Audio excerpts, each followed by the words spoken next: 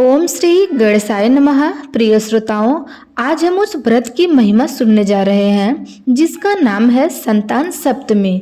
यह व्रत विशेष रूप से उन माताओं के लिए है जो अपनी संतान के दीर्घ आयु, सुख, स्वास्थ्य और समृद्धि की कामना करती हैं। भाद्रपद मास के शुक्ल पक्ष की सप्तमी तिथि को यह व्रत धारण किया जाता है और इस दिन व्रती माताएं अपने मन में श्रद्धा और विश्वास के दीप जलाकर भगवान सूर्यदेव, भगवान शिव और माता पार्वती सहित भगवान श्री गणेश जी की आराधना करती है। मान्यता है कि संतान सप्तमी का व्रत संतान को दीर्घ आयु, आरोग्य और जीवन में सफलता प्रदान करता है और जो स्त्रियां निसंतान है उनके लिए यह व्रत संतान प्राप्ति का मार्ग खोल देता है और जो माताएं संतान वाली हैं उनके लिए यह व्रत संतान के जीवन को हर विपत्ति से सुरक्षित करने वाला कवच भी बन जाता है। संतान सप्तमी व्रत को दुबड़ी साते या मुक्ताभरण सप्तमी के नाम से भी जाना जाता है। इस व्रत में दुर्वा का प्रयोग विशेष रूप से किया जाता है।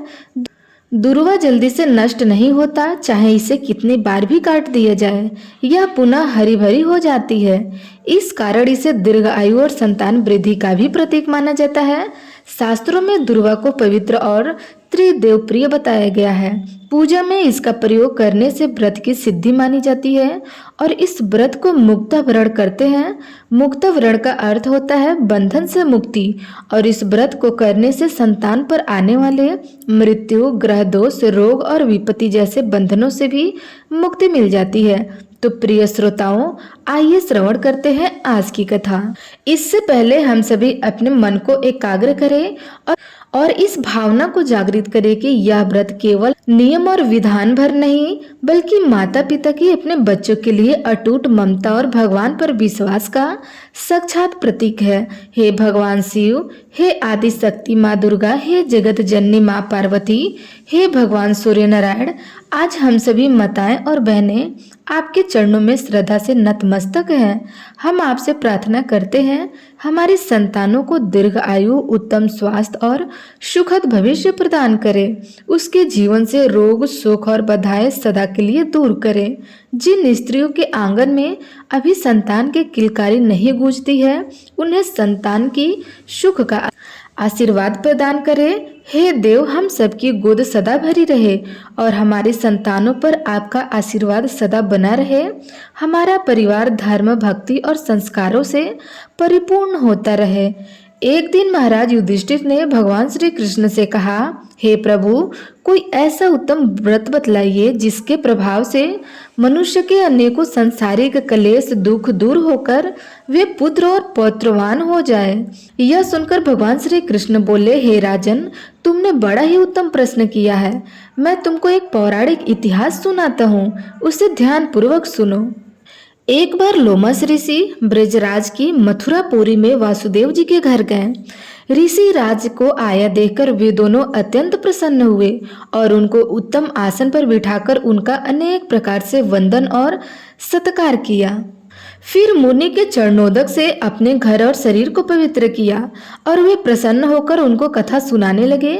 कथा को कहते हुए लोमस ऋषि ने कहा कि हे देव की, दुष्ट दुराचारी पापी कंस ने तुम्हारे कई पुत्र मार डाले हैं, जिसके कारण तुम्हारा मन अत्यंत दुखी है। इसी प्रकार राजा नहुस की पत्नी चंद्रमुखी भी दुखी रहा करती थी, किंतु उसने संतान सप्तमी का व्रत विधि विधान सहित किया, जिसके प्रताप से उनको संतान का सुख मिला। यह सुनकर देवकी जी ने हाथ जोड़कर मुनि से कहा, हे ऋषिराज, कृपया करके रानी चंद्रमुखी का संपूर्ण वृत्तांत और इस व्रत को विस्तार सहित मुझे बताइए, जिससे मैं भी इस दुख से मुक्ति पा सकूं। तब लोमस ऋषि ने कहा, हे देवकी, अयोध्या के राजा नहुस थे। उनकी पत्नी चंद्रमुखी अपने नाम के अनुरूप ही अत्यंत सुंदर थी। उनके नगर में विष्णुगुप्त नामक एक ब्राह्मण रहता था, जिसकी पत्नी का नाम भद्रमुखी था। वह भी अत्यंत रूपवती और सुंदर थी। रानी और ब्राह्मणी में अत्यंत प्रेम और मित्रता थी। एक दिन वे दोनों सरयू नदी में स्नान करने के लिए गई। वहां उन्होंने देखा कि अन्य बहुत सी स्त्रियां सरयू में स्नान करके निर्मल वस्त्र पहनकर एक मंडप में शंकर जी और पार्वती जी की मूर्ति स्थापित करके पूजा कर रही थी। रानी और ब्राह्मणी ने यह देखकर उन स्त्रियों से पूछा कि बहनों, तुम यह किस देवता का और किस कारण से पूजा व्रत आदि कर रही हो? यह सुनकर स्त्रियां कहने लगी कि हम संतान सप्तमी का व्रत कर रहे हैं और हमने भगवान शिव और माता पार्वती जी का पूजन चंदन, अक्षत आदि से शेष उपचार विधि विधान से किया है। यह सब उसी पुण्य व्रत का विधान है। यह सुनकर रानी और ब्राह्मणी ने भी इस व्रत को करने का मन में ठान लिया और फिर से वे दोनों अपने घर वापस लौट गई।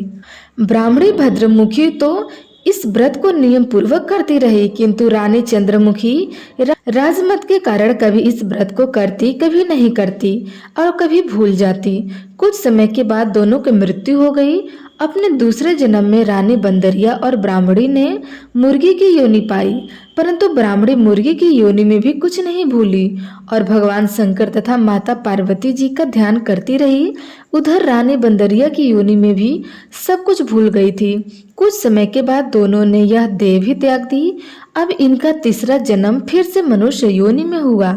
उस ब्राह्मणी ने एक ब्राह्मणी के यहाँ कन्या के रूप में जन्म लिया और उस ब्राह्मण कन्या का नाम भूसड़ा देवी रखा गया था तथा विवाह गोकुल निवासी अग्निशील ब्राह्मण से कर दी गई। भूसड़ देवी इतनी सुंदर थी कि वह आभूषण रहित होते हुए भी अत्यंत सुंदर लगती थी। यहाँ तक कि कामदेव की पत्नी रति भी उसके सम्मुख ल जाती थी। भूसड़ देवी के अत्यंत सुंदर सर्वगुण संपन्न चंद्रमा के समान धर्मवीर कर्मनिष्ठ सुशील स्वभाव वाले 8 पुत्र हुए। यह सब भगवान शिव के इस दिव्य और पावन व्रत का ही पुण्य था। वहीं पे दूसरी ओर शिव विमुख रानी के गर्भ से अब भी कोई पुत्र नहीं था। वह निसंतान दुखी रहने लगी। रानी और ब्राह्मणी में जो प्रीति पहले जन्म में थी वह अब भी बनी रही। रानी जब वृद्धावस्था को प्राप्त होने लगी तब उसके गूंगा बहरा और बुद्धिहीन अल्पायु वाला एक पुत्र हुआ। वह भी 9 वर्ष की आयु में ही क्षणभंगुर संसार को छोड़कर चला गया। अब तो वह रानी पुत्र शोक से अत्यंत दुखी और व्याकुल रहने लगी। देव योग्य से भूसड़ देवी ब्राह्मणी रानी के यहाँ अपने पुत्रों को लेकर पहुंची। रानी का हाल सुनकर उसे भी बहुत दुख हुआ, किंतु इसमें किसी का क्या वश है। कर्म और प्रारब्ध के लिखे हुए को तो स्वयं ब्रह्मा जी भी नहीं मिटा सकते। रानी कर्मज थी, अपने संकल्प को भूल गई थी, इसी कारण उसे दुख भोगना पड़ा। इधर रानी ब्राह्मणी के इस वैभव और 8 पुत्रों को देखकर उनके मन में ईर्ष्या करने लगी और उनके मन में पाप उत्पन्न हो गया। उस ब्राह्मणी ने रानी का दुख दूर करने के अपने 8 पुत्र रानी के पास छोड़ दिए। रानी ने पाप से वशीभूत होकर उस ब्राह्मणी पुत्रों की हत्या करने के विचार से लड्डू में विष मिलाकर उन सभी को खिला दिया।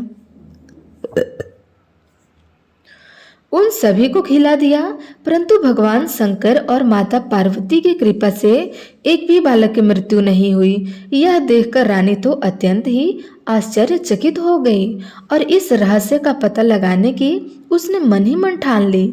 इधर भगवान की पूजा से निर्वृत्त होकर जब भूसड़ा देवी रानी के पास आई तो रानी ने उससे कहा, मैंने तुम्हारे बालकों को लड्डू में जहर मिलाकर खिलाए, लेकिन इसमें से एक भी नहीं मरा।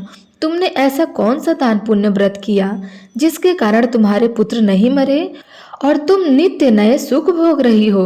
तुम्हारा तो बड़ा सौभाग्य है। इसका भेद तुम मुझसे निष्कपट होकर समझाओ, मैं तुम्हारी बड़ी ऋणी रहूंगी। रानी के ऐसे दीन वचन सुनकर भूसड़ा ब्राह्मणी कहने लगी, सुनो, तुमको 3 जन्म का हाल कहती हूँ, तो ध्यान पूर्वक सुनना। पहले जन्म में तुम राजा नहुस की पत्नी थी और तुम्हारा नाम चंद्रमुखी था, मेरा नाम भद्रमुखी था और मैं तब भी ब्राह्मणी थी। हम तुम अयोध्या में रहते थे और मेरा और तुम्हारा बड़ा प्रेम था। एक दिन हम तुम दोनों सरयू नदी में स्नान करने गई और दूसरी स्त्रियों को संतान सप्तमी का उपवास शिव जी का पूजन अर्चना करते देखकर हमने भी उस उत्तम व्रत को करने की प्रतिज्ञा की, किंतु तुम सब भूल गई और झूठ बोलने का दोष तुमको लगा, जिसे तुम आज भी भोग रही हो। और मैंने इस व्रत को आचार विचार सहित नियम पूर्वक सदैव किया और आज भी करती हूँ। दूसरे जन्म में तुमने बंदरिया का जन्म लिया और मुझे मुर्गी की योनि मिली। भगवान शंकर की कृपा से इस व्रत के प्रभाव तथा भगवान को इस जन्म में भी मैं भी नहीं भूली और निरंतर उस व्रत को नियम अनुसार करती रही, और तुम अपने बंदरिया के जन्म में भी उस संकल्प को भूल गई। मैं तो समझती हूँ कि तुम्हारे ऊपर यह जो भारी संकट है उसका एकमात्र यही कारण है और दूसरा इसका कोई कारण नहीं हो सकता। बहन, इसलिए तो मैं कहती हूँ कि आप सब भी संतान सप्तमी के व्रत को विधि सहित करिए, जिससे आपका यह संकट दूर हो जाए। लोमस ऋषि ने कहा, हे देवकी, भूषड़ा ब्रह्माणी के मुख से अपने पूर्व जन्म की कथा तथा व्रत संकल्प इत्यादि सुनकर रानी को पुरानी सारी बातें याद आ गई और अब वह सच्चे मन से पश्चाताप करने लगी तथा भूषड़ा ब्राह्मणी के चरणों में पकड़कर क्षमा याचना करने लगी और भगवान शंकर माता पार्वती जी की अपार महिमा के गीत गाने लगी। उस दिन से रानी ने नियम पूर्वक संतान सप्तमी का व्रत किया, जिसके प्रभाव से रानी को संतान सुख भी मिला और संपूर्ण सुख भोग कर रानी शिवलोक को गई। भगवान शंकर के व्रत का ऐसा प्रभाव है कि रास्ते से भटकता हुआ मनुष्य भी अपने रास्ते पर चलने लगता है और अंततः ऐश्वर्य भोग कर अंत में मोक्ष प्राप्त करता है। लोमस ऋषि ने आगे कहा, हे देवकी, इसलिए मैं तुमसे भी कहता हूँ कि तुम भी इस व्रत को करने का संकल्प अपने मन में करो तो तुमको भी संतान सुख मिलेगा। इतनी कथा सुनकर देवकी जी हाथ जोड़कर लोमस ऋषि से पूछने लगी, हे ऋषिराज, मैं इस पुण्यदायी उपवास को अवश्य करूंगी, किंतु आप इस कल्याणकारी और संतान सुख देने वाले उपवास का विधान नियम पूर्वक आदि विस्तार से समझाइए। यह सुनकर ऋषि बोले, हे देवकी, यह पुनीत उपवास भादो मास के महीने में शुक्ल पक्ष की 7वीं तिथि के दिन किया जाता है। उस दिन ब्रह्म मुहूर्त में उठकर किसी नदी अथवा कुएं के पवित्र जल में स्नान करके साफ स्वच्छ वस्त्र पहनने चाहिए और श्री भगवान शंकर तथा जगदम्बा पार्वती जी की मूर्ति की स्थापना करना चाहिए। इन प्रतिमाओं के सम्मुख सोने चांदी के तारों का अथवा रेशमा का एक गंडा बनाएं। उस गंडे में 7 गांठें लगानी चाहिए। इस गंडे को धूप दीप अष्टांग से पूजा करके अपने हाथ में बांधे और भगवान शंकर से अपनी कामना सफल होने की प्रार्थना करें। इसके बाद 7 पुए बनाकर भगवान को भोग लगाएं और साथ ही पुए अपनी यथाशक्ति और सोने अथवा चांदी की अंगूठी बनाकर इन सबको एक तांबे के पात्र में रखकर उनका ससोपचार विधि से पूजन करके किसी सदाचारी धर्मनिष्ठ सुपात्र ब्राह्मण को दान में दे दे। इसके बाद 7 पुए स्वयं प्रसाद के रूप में ग्रहण करें। इस प्रकार इस व्रत का पारायण करना चाहिए। हर साल की शुक्ल पक्ष की 7वीं तिथि के दिन हे देवकी, इस व्रत को इस प्रकार नियम पूर्वक करने से सभी पाप नष्ट हो जाते हैं और सौभाग्यशाली संतान उत्पन्न होती है तथा अंत में शिवलोक की प्राप्ति होती है। लोमस ऋषि कहते हैं, हे देवकी, मैंने तुमको संतान सप्तमी का व्रत संपूर्ण विधान विस्तार सहित वर्णन किया है, उसको अब तुम नियम पूर्वक करो, जिससे तुमको उत्तम संतान मिलेगी। इतना कहकर के भगवान आनंद कंद श्री कृष्ण ने धर्म अवतार युधिष्ठिर महाराज से कहा, हे युधिष्ठिर, लोमस ऋषि इस प्रकार हमारी माता देवकी को शिक्षा देकर चले गए। ऋषि के कथन अनुसार फिर हमारी माता देवकी ने इस व्रत को नियम पूर्वक किया, जिसके प्रभाव से हम उत्पन्न हुए। यह व्रत विशेष रूप से स्त्रियों के लिए कल्याणकारी है, परंतु पुरुष को भी समान रूप से कल्याणदायक है। संतान सुख देने वाला, समूल पापों का नाश करने वाला यह उत्तम व्रत है, जिसे स्वयं भी करे और दूसरों से भी करवाए। नियम पूर्वक जो कोई इस व्रत को करता है और भगवान शंकर तथा माता पार्वती की सच्चे मन से आराधना करता है, निश्चय ही अमर पद प्राप्त करके अंत में वह शिवलोक को जाता है। तो प्रेम से बोलिए शंकर भगवान की जय, माता पार्वती की जय। हम सब मिलकर सच्चे मन से क्षमा याचना करें। हे गणपति भगवान, हे आदि शक्ति माँ, हे भोलेनाथ, हे प्रभु सूर्य नारायण, आज हमें श्रद्धा और भक्ति के साथ यह कथा सुनी और सुनाई। यदि कथा वाचन या श्रवण के समय हमारे वचन में, उच्चारण में, भाव में या नियमों के पालन में कहीं कोई त्रुटि, चूक या भूल हो गई हो तो कृपया अपनी असीम कृपा से उसे क्षमा करें। हे देव, हमारी संतानें सदा निरोग, दीर्घायु और धर्म मार्ग पर चले, हमारे परिवार में सुख शांति बनी रहे और आपकी कृपा हम सभी पर सदैव बनी रहे। तो सभी प्रेम से बोलिए, संतान सप्तमी व्रत की जय हो।